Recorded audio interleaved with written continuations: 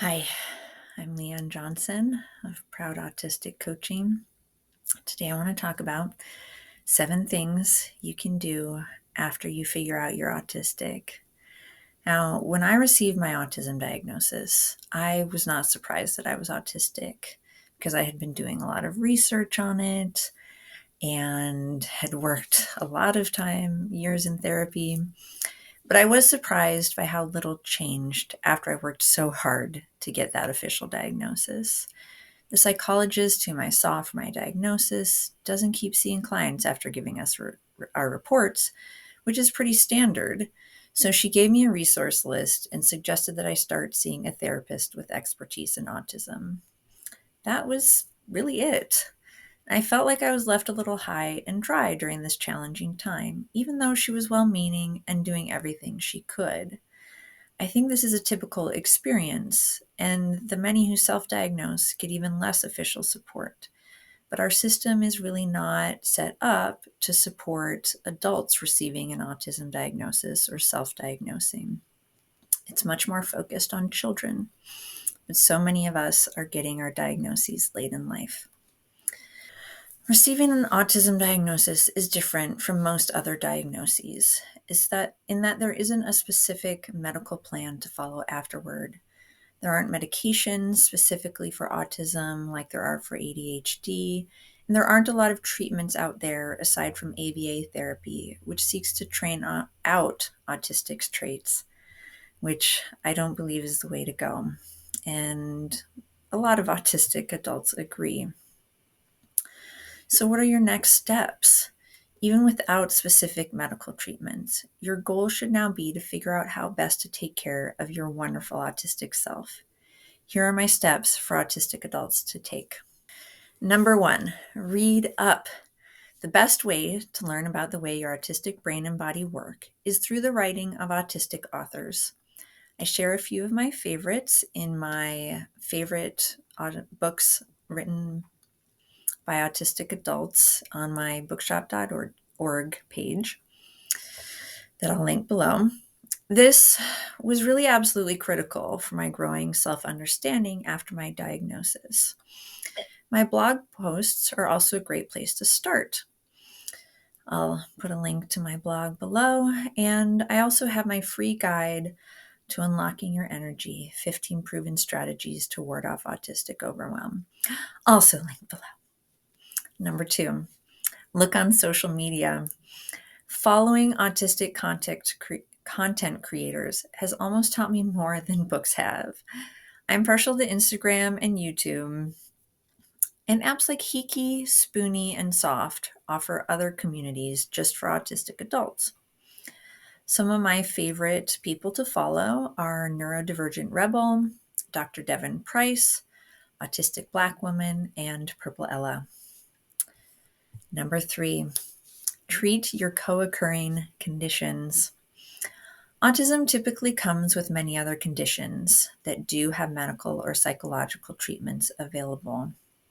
Treatable conditions like anxiety, Ehlers-Danlos syndrome, POTS, depression, CPTSD, IBS, and ADHD. How many other letters can we put together in different combinations? But a lot of us have a lot of these things going on, and they can be very common in those with autism, and they might not come into focus until you realize you're autistic. That makes it easier to treat them. You can seek out doctor's support, medication, more therapy. There are a lot of different treatments out there, but the key is looking up what are those co-occurring conditions that often are found in those with autism, and basically go down the list and see which ones might apply to you. Often we get dismissed for these concerns. Often we will have them be misdiagnosed. But once you have kind of that lens of autism to look through, you can figure these things out, just like I did about my Ehlers-Danlos syndrome, anxiety, CPTSD, and IBS. and go from there. It can be really helpful. Number 4, see a therapist. Of course, everyone's probably been telling you to see a therapist for a long time, and maybe you have been, but the key is to not just see anyone. Make sure that your therapist is autism positive and knowledgeable about the unique needs of autistic adults.